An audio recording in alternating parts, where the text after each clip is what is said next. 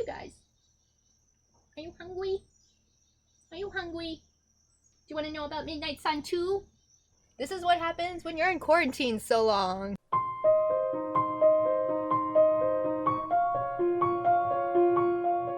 Hey guys, welcome to Tales and Tomes, my first ever Booktube channel. Yay! So we are outside in beautiful nature. It is twilight, so what better time during the day to review the fabulous Midnight Sun. So I read Twilight. It was recommended to me by my sister when she was in college and I was like a junior in high school, and I personally really enjoyed it. I got a lot out of it. I was really struck by the twists that Stephenie Meyer did in creating vampires and creating these sort of special powers, the fact that they sparkle. I think it was a very unique take on the vampire, and I really appreciate Stephenie Meyer for doing that. And I read Midnight Sun when, she put it on her website. So, as you all know, if you're watching this, Midnight Sun has a very interesting publishing history where she started to write the book and then for some reason or other it got leaked. She's always stated that this leak was never malicious or never intentional, but either way she got so disillusioned and so disheartened by the fact that it leaked that she decided to stop writing. And this was like the late 2000s. And she put the unfinished manuscript up online for people to read. I read it. I really enjoyed it. And then I heard that like in 2015 she was stating maybe some intentions to revisit Midnight Sun again, but then she found out that E.L. James was gonna release Grey, 50 Shades of Grey from Christian's perspective, and that just dashed her heart again, and she got so upset by that she decided to put it away. And so finally here we are, 2020, 5 years later, and finally she decided to write the book. And I'm really happy that she did because I enjoyed it. Like, I cannot think what it must have felt like to be so demoralized that she just completely abandoned the project, both with the leaking and then also with the E.L. James, situation. Like, I can't even imagine what it must be like to have a sort of author who's built themselves up on something that you created. Like, I don't know how I would feel about that. I haven't read 50 Shades of Grey. Like, I would have to read it to see how much she changed to create her original book before I could make a judgment of how I might respond as an author if I was in Stephenie Meyer's shoes. But that's not why we're here. So we finally got Midnight Sun in 2020. And first, before I go into the actual content of the book, I wanted to talk about the cover of it.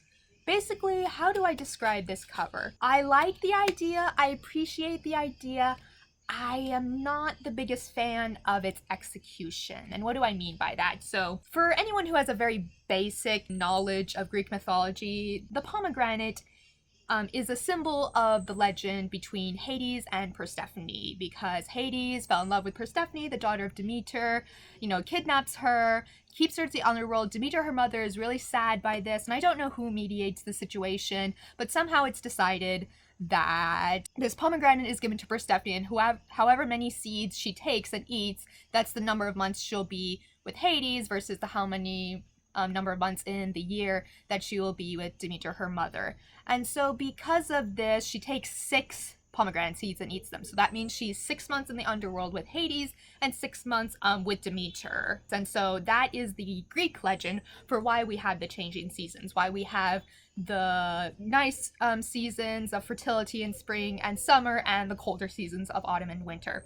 So that's the whole backstory of the pomegranate. And so the pomegranate, as it relates to Edward, really makes sense because Edward, he's a vampire, he's a creature of the night. He really identifies with this idea that he is a creature of the underworld, and he constantly makes references to Persephone and the pomegranate seeds. So I totally get the concept, and I really like it, and I appreciate it. And not only just for this specific book with Edward, but I think it also thematically throws back to the book cover of Twilight, the original book, from Bella's perspective, because that cover is the picture of an apple, and the apple, of course, is the reference to the Garden of Eden.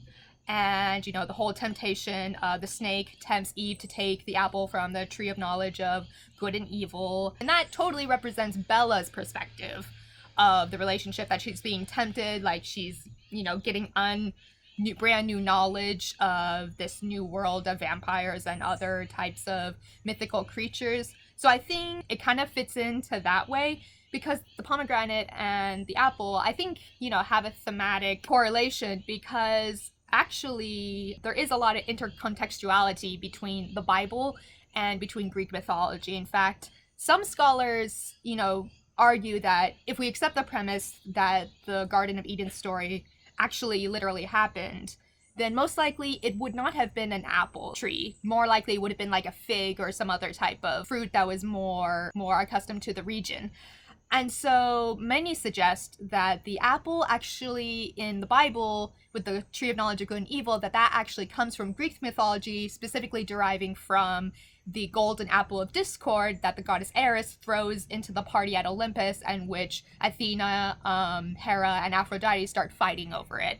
So there's a lot of connections between the Bible and Greek mythology, more specifically how Greek mythology has influenced our perception of the Bible and how the Bible has been translated throughout the centuries. So for all those reasons, I'm really happy she made the reference with the pomegranate, not just for Edward's story and Edward's own inner turmoil, but I think it just fits with the whole, scheme and brings it back to Twilight, the original Twilight, in a really nice way. So that's why I like that they chose a pomegranate.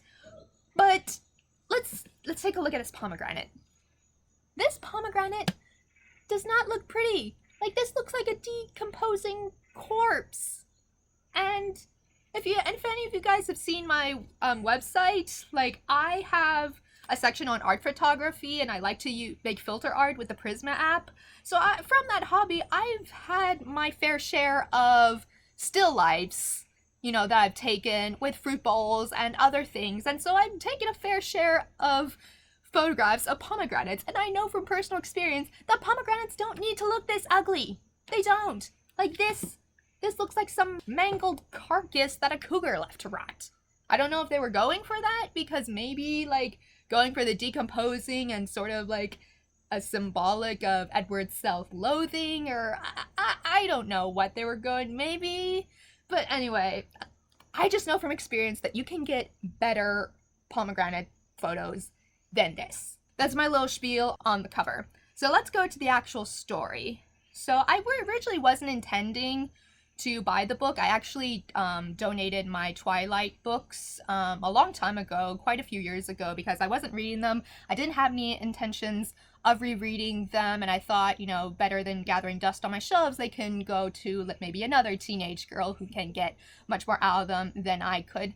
Nevertheless, I decided, what, I really enjoyed, reading the first part of the unpublished manuscript of Midnight Sun, and I think it'll be good to just have Midnight Sun as my one Twilight book to keep with me for prosperity. So if ever I want to revisit the world again, that I have Midnight Sun at my disposal. So in reading the book, I thought I was really nervous about reading it, because everyone knows that Twilight has obtained such a huge backlash that it promotes abusive and dysfunctional dynamics within relationships. I've gone through the last decade where almost every sort of post relating to love or whatever, there'll be one person that always says better love story than Twilight. And so I was really nervous that, like, am I truly going to enjoy this again, coming at it to someone who is gonna turn 30. So I was really nervous about that part of it.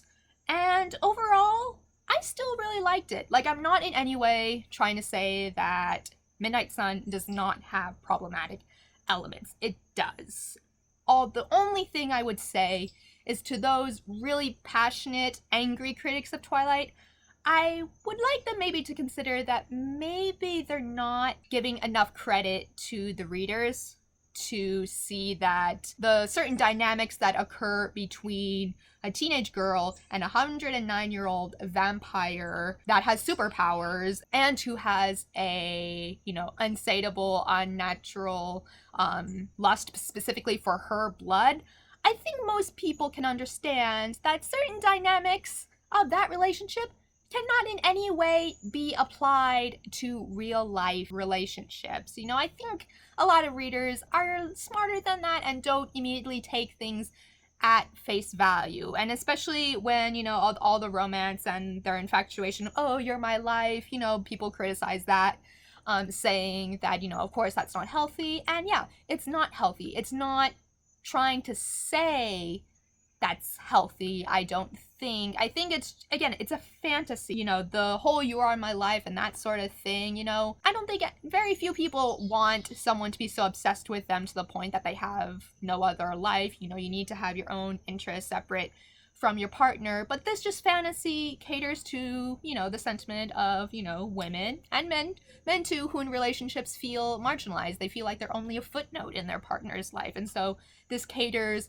to that fantasy. And so yeah, I would just have people consider that not everyone who enjoys Twilight takes it literally and is not trying to perpetuate abusive dynamics, you know, within relationships. So anyway, and so fortunately I didn't have a problem. I didn't get too put off by the content. I still enjoyed it, but I thought maybe I was also worried that maybe the writing style, because I was older, maybe I would be like more critical of it and more like it, because a lot of people bash Stephenie Meyer for being a bad writer as well, just in style.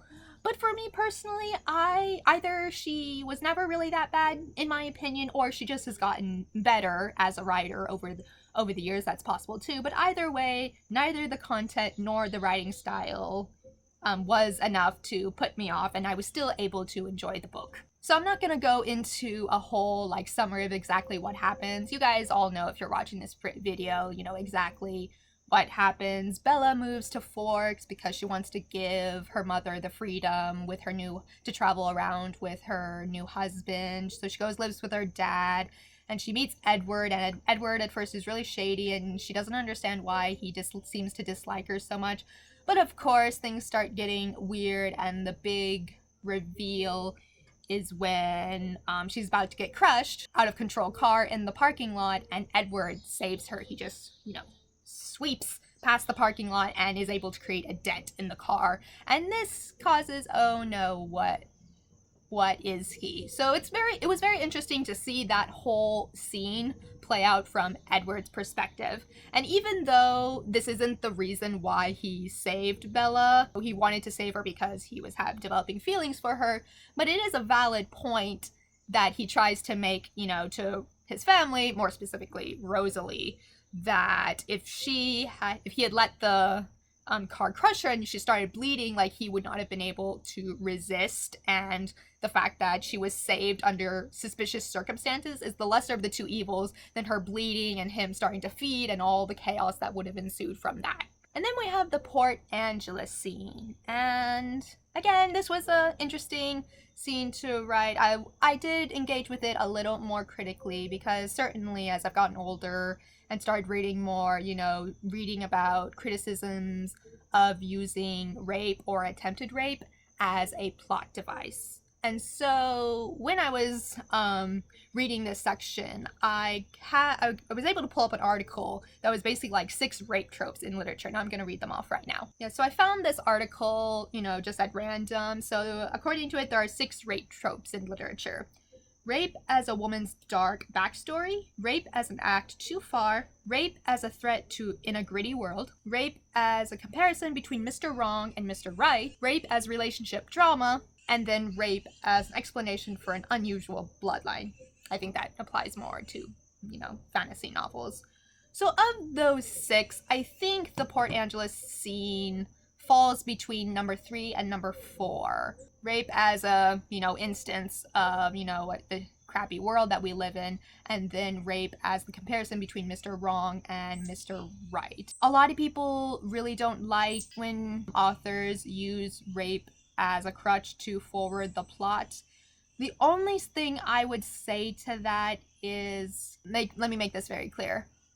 Like, rape is a problem in our society. I'm not saying it's normal, like in the way we're defining moral as like ethical or, you know, a good thing. I'm simply describing rape as normal in terms of its frequency. It does happen. And so, you know, I'm personally as a woman not offended by, you know, that scene, because it is an unfortunate reality. And although statistics do show that women who are sexually assaulted, it tends to be from an acquaintance, not so much the scary guy in the dark alleyway, but it is something that happens. And with women, when it comes to sexual harassment, like, we don't know. Like, I've been, like, whether it's here in the US or when I've been traveling abroad in the Middle East, and some guy is saying lewd things and stupid, like, I don't know how far they're gonna take it. I don't know if they're just shooting their mouth off and trying to prove their machismo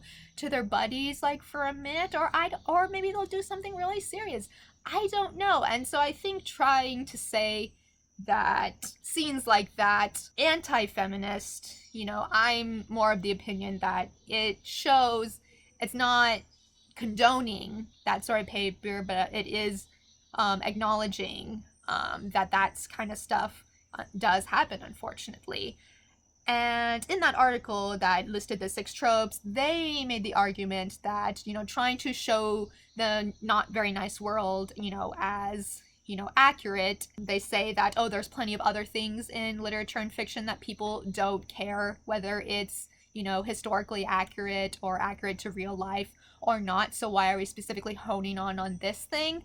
So, but again, I just personally disagree. This is something that happens, and I don't think we should be, you know, sweeping it under the rug. So yeah, that's just my 2 cents on the Port Angela scenes. Another thing I really liked about Midnight Sun via Edward's perspective is because we get a lot of backstory. We get both interaction with Edward and the other vampires, which we didn't get in the original Twilight, because of course it's from Bella's perspective, but we also, in between the dialogue, I'm sure Stephanie Meyer did this as a tool to keep the story entertaining while we're reading through dialogue that we already know about through Twilight, so she can't, like, change the canon of the text of the dialogue in that way, so she sprinkles in these backstories of Edward thinking about the past. And so we get a story about Carlisle and Edward and their, like, little Christmas together, which I think was really sweet.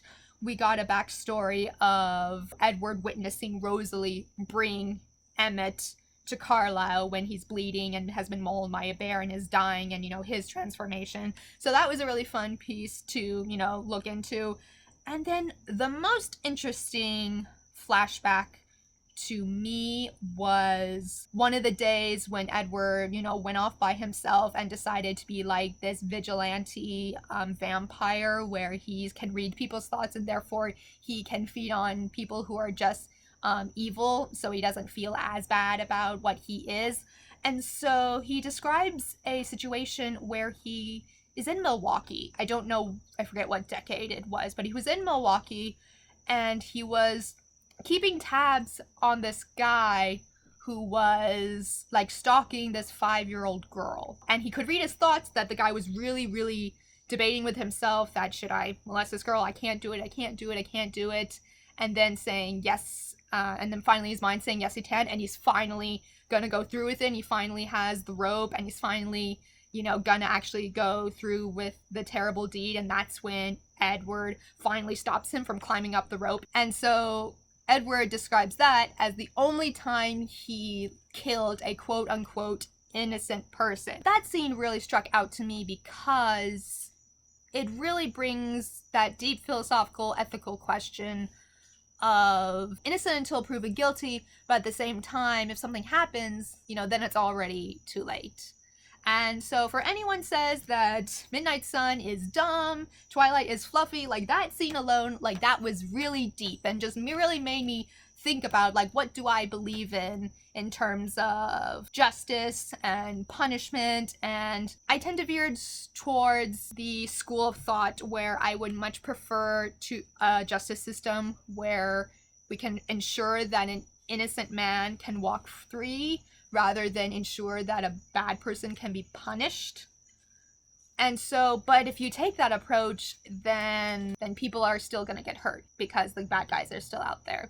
So that was really interesting for me that we were able to see that side of Edward, and just, you know, I thought it was probably one of the more deeper elements of the book. And so there's a quote that really sticks out to me. It's something that Alice says, and I can't recall exactly when in the book it happens. It's when Edward and Alice, in one of their discussions about Bella and probably, you know, whether it's ethical to turn her, whether it's not. Alice makes the statement of there are many right ways and there are many wrong ways, aren't there?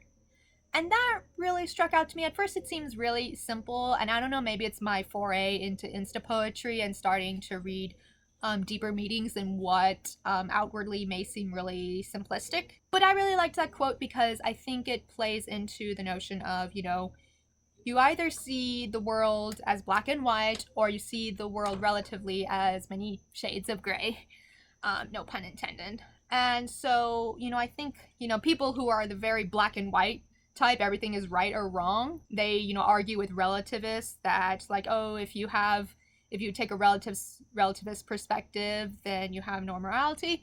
But I like Alice saying this, that, you know, even if you look at things on a relative manner, still you can have a moral compass and say that, okay, there are a lot of ways this can go about it, there are a lot of ways that could be wrong, and there are a lot of ways that can be right. So I just really enjoyed that quote because it just got me thinking of, you know, how people view the world, you know, how much of it is truly the stark, you know, dichotomy, you know, yin and yang and whatnot, and how much of it is much more, you know, complicated. So one of the many criticisms of Twilight, and likewise Midnight Sun, is the idea of Bella giving up her mortality to be with Edward, and that this is a metaphor for a woman completely giving up everything, her own identity and all her dreams and everything else, to be with a man.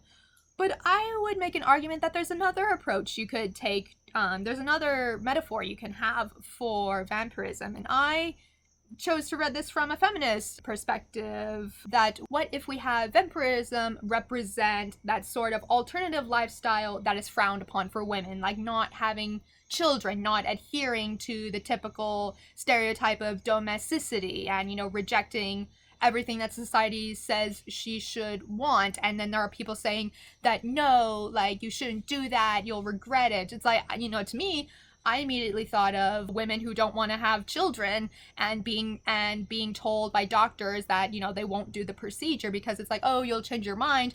Whereas with men, if they also do not want to have children, they won't receive the same cultural, like, pushback.